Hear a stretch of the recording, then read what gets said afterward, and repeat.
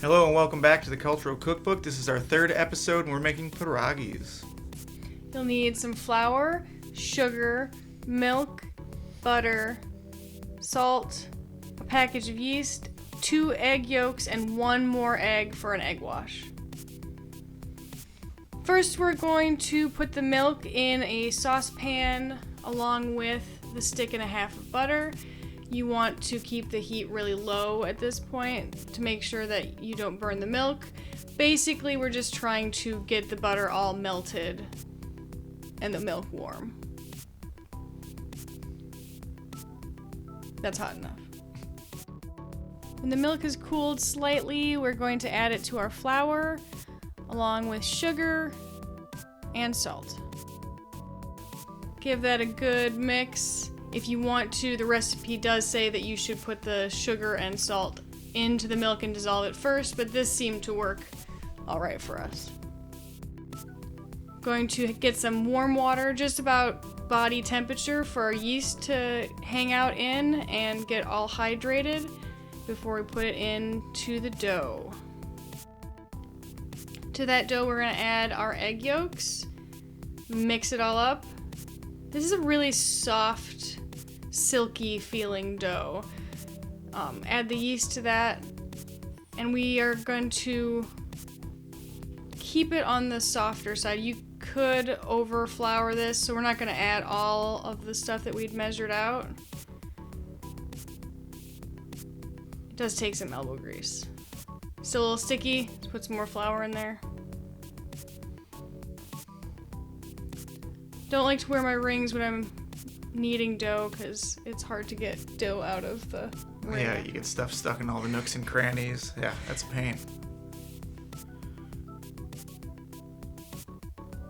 When this dough is ready, it basically stops being sticky. It still feels very soft and silky, but it no longer is trying to cling to my hands as I'm working with it. That's the fun part, getting to play with all the dough, squeeze it around, mash it up, get some of that energy out. Definitely one of the fun parts.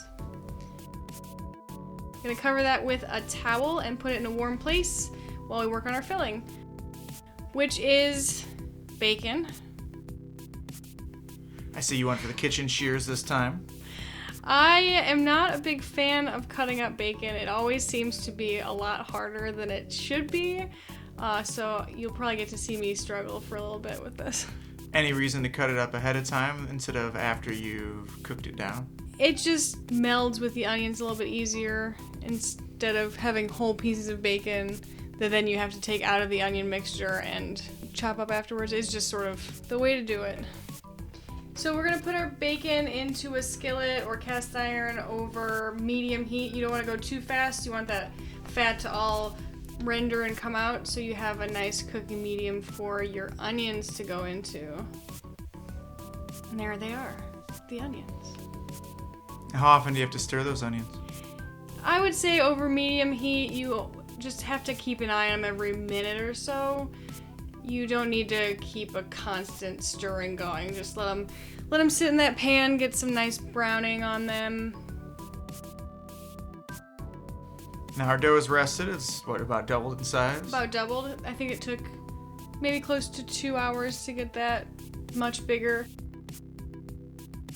We're gonna put a little bit of flour down on the countertop to make sure we don't stick, although the dough is still not terribly sticky.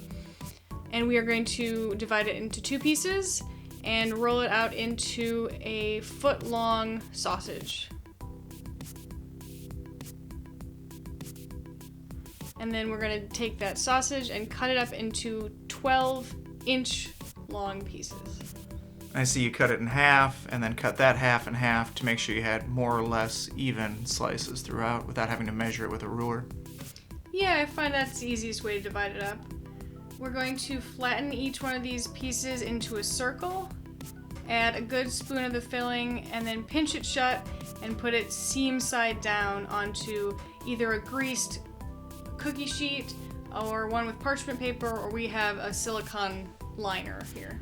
And this is a good time for you to get a buddy if you have someone around who can help you fill those up, because it does take a little bit of time to get them all filled up. And we got a good amount of them, enough for a good couple meals. We have 24 altogether, and it was definitely a huge help for Matt to come and join me.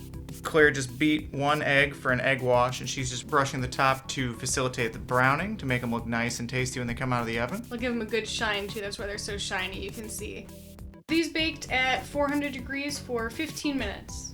And once cooled, they're ready to serve. We had a great time eating these. They're very tasty, salty, bacony on the inside. You could easily sub some veggies in there instead.